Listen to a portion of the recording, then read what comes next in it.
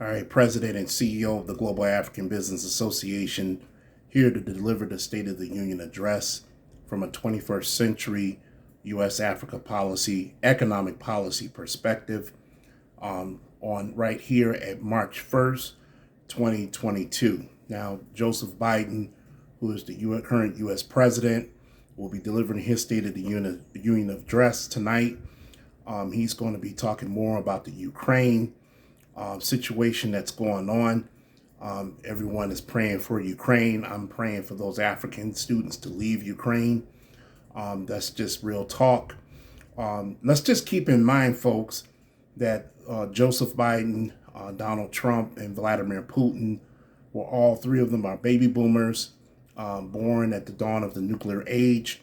You have a president that was born before the Manhattan Project. You have a president that was born before commercial television, and also you have a president that was born 4 days before the United Kingdom tested its first nuclear weapon back in 1952. So that's the kind of mindset we are in 2022, which is the reason why we need fourth industrial revolution leaders to step up and step in very big. So, I want to deliver the State of the Union address. I think one of the key things that we need to pay attention to when we are linking the wealth between the continent of Africa, the Caribbean, and other regions of the six region within the African diaspora, especially here in local urban communities in the United States, we need to start developing sister cities between distressed communities here in the United States and Africa, so we can start increasing goods and services between local communities. Also, we need to take a look at urban municipalities in the U.S. May want to consider implementing a citywide foreign trade zone, something similar to what they have in Nashville, Tennessee. Local cities here in the United States need to leverage their assets globally by exporting and importing advanced manufacturing to various regions of the continent. Also, the development of linking cities to the African Continental Free Trade Area. This is one of the key reasons why the Global African Business Association relocated its headquarters to Romulus, Michigan. Romulus is set up for logistics. It is where General Motors is located, Amazon, and of course, Detroit Metropolitan Airport. Also, we want to, of course, look into tapping into foreign direct investment, which is one of the primary reasons why we want to reinstate the EB5 Regional Center and also advocate for startup visas here in the United States. And of course, our Black financial institutions need to be engaged with the U.S. Ex-Im Bank to launch African American commercial properties in Africa, in terms of making sure that they have that type of funding to make that work.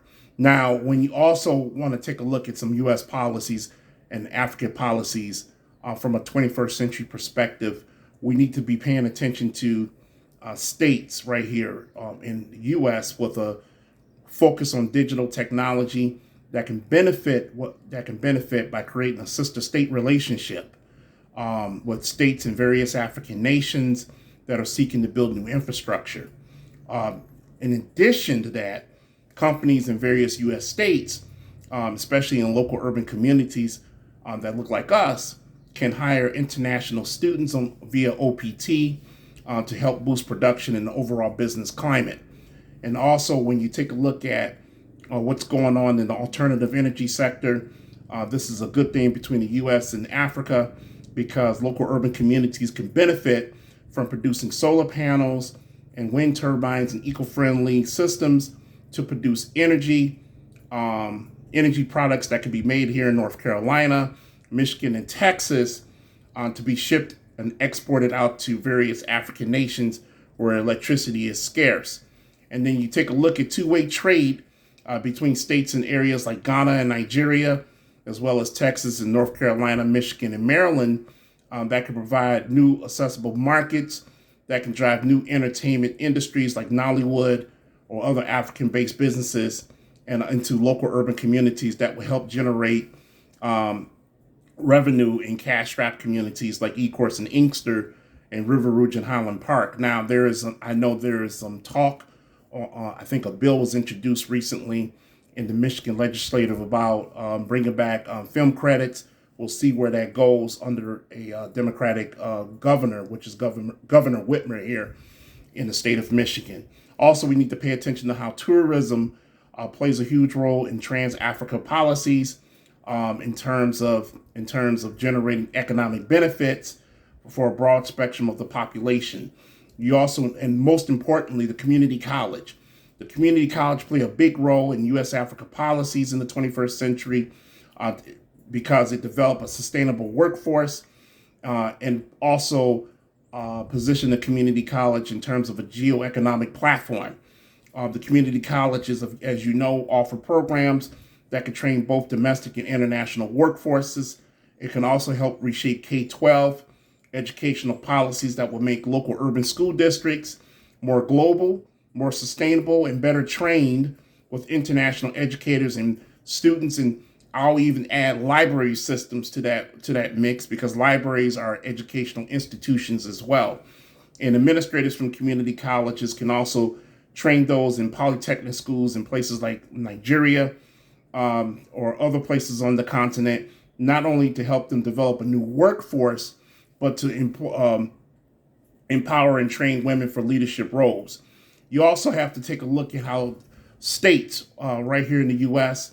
and states in Africa must develop stronger incentives and initiatives for women who engage in STEM, social entrepreneurship, environmental science, agribusiness, and allied health programs, and connecting cyber cities to local economies will serve as a physical location and a center to help nurture and support the growth of ICT's industries and extend benefits to the local community's tax base here in the United States. So when you take a look at skill tech trades like cybersecurity and IoTs and 3D printing, coding and artificial intelligence and clean technology are some of the industries that can anchor a new tax base, new revenue streams, and develop a new international community for our urban centers right here in the U.S. That will eventually evolve into smart cities. And this is the reason why we have to pay attention to immigration reform from an economic and business development. That includes expanding H-1Bs, that talk about EB-5s, investor visas. I mentioned earlier about reinstating the regional centers for EB-5 programs, create a direct path to green cards for those students who have the education and skills needed in our economy. And of course, I could talk more about this at a later date with immigration, but I think what we need to be paying attention to, folks, is positioning our states and our local respective cities when it comes to U.S. Africa policies that include economic development, trade, to create a two-way pipeline of investment and empowerment, so that we can understand, not just from a federal and state level, but also a county and local levels of government, that they too have a role in this, and they too have a role in this when it comes to things like the blue economy, leveraging the blue economy as it pertains to imports and exports, AGOA, the African Growth Opportunity Act, and of course the African Continental Free Trade Area. I just want to say God bless America. God bless our brothers and sisters in America. God bless the continent of Africa, and God bless this great earth that we call this wonderful planet. Let's increase the peace and stop war dead in its tracks.